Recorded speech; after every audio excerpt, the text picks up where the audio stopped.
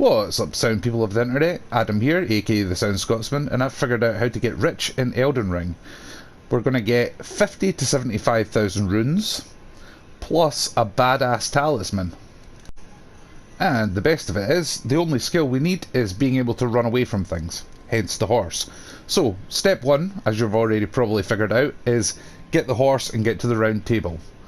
Let's get on with step two. Step 2 is making it here to the death-touched Catacombs. It's next to Pumpkinhead on Saint's Bridge and the War Master's shack. This is kind of what it looks like from the outside.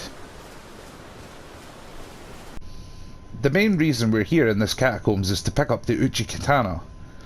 Now notice it causes blood loss, build up, and then it's got in brackets 45. Now we pick that up just in the first room here. You can just roll past, run past any enemies, run down here, and then down this little tunnel, through here, and it'll be on this corpse. Now, killing the boss in here is entirely optional, but if you do choose to kill the boss, it will be useful because you'll get access to this chest here, and that will then allow you to get a couple of extra incantations. What is noteworthy for all of you that did decide to actually beat the boss is if you speak to Grumpy Pants here, he will actually mark on the map where we are going for the next part of the journey, and he will unlock a couple of awesome, well, I'll call them miracles, incantations, but they use both intelligence and faith, which is kind of weird. So if you killed the boss and gave that item to old Grumpy Pants in the round table area, then he will have marked this portal on your map. But if you haven't done that, then it's right here next to the third church of Marika, right there. Next step, teleport. You're now going to wind up here. Now if you speak to that NPC because you killed the boss, then give him the item and then you can go back to the hub area and get your incantations if you should wish. But for everybody else, now comes the hard part.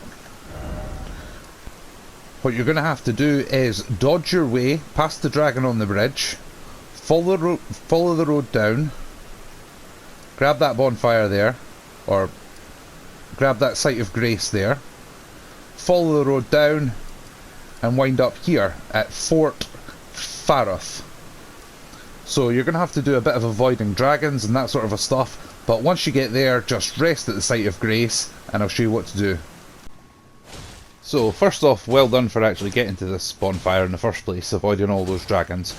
But you'll notice whacking the back of him, and the little dragons aren't attacking and neither is he attacking.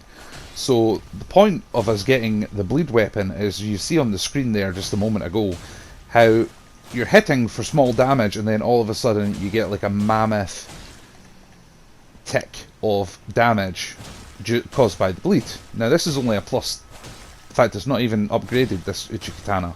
So just persevere with it, but if you have a longsword or something like that, it's not really going to work. But just persevere, because eventually you will see big damage just like that happening. Now, I've got a red glow on me here, as you'll notice. I don't know if that has got anything to do with the next part. If you watch my rune count, I only have 896 at the moment.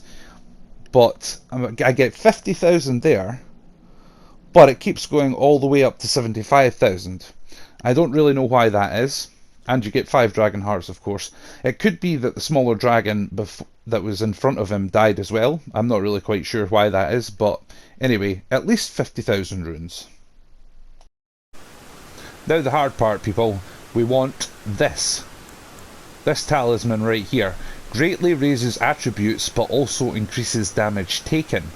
Now I've been wearing this for a while, and the damage taken, no, I don't really think it does actually do that much extra damage. If it is, it must be a small percentage because it hasn't given me any trouble. But look, when you take it off and then you put it back on, the stats increase strength by 5, dex by 5, endurance by 5, and vigour by 5.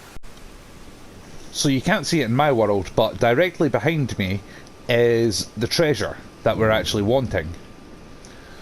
But it is quite tricky to get to, that's why you must spend all of your runes and everything before you do this, because it's essentially a death run. We're just going to run all the way through the area, up this ladder, all the way to the top. You will get something in that chest as well. So this is the really, really tricky part. Down we go. Run along here. Now, blue guys are going to start popping up all over the place. You're not going to be able to kill them, to be honest. So, just avoiding, that is the thing to do. Hop over here. Drop down here.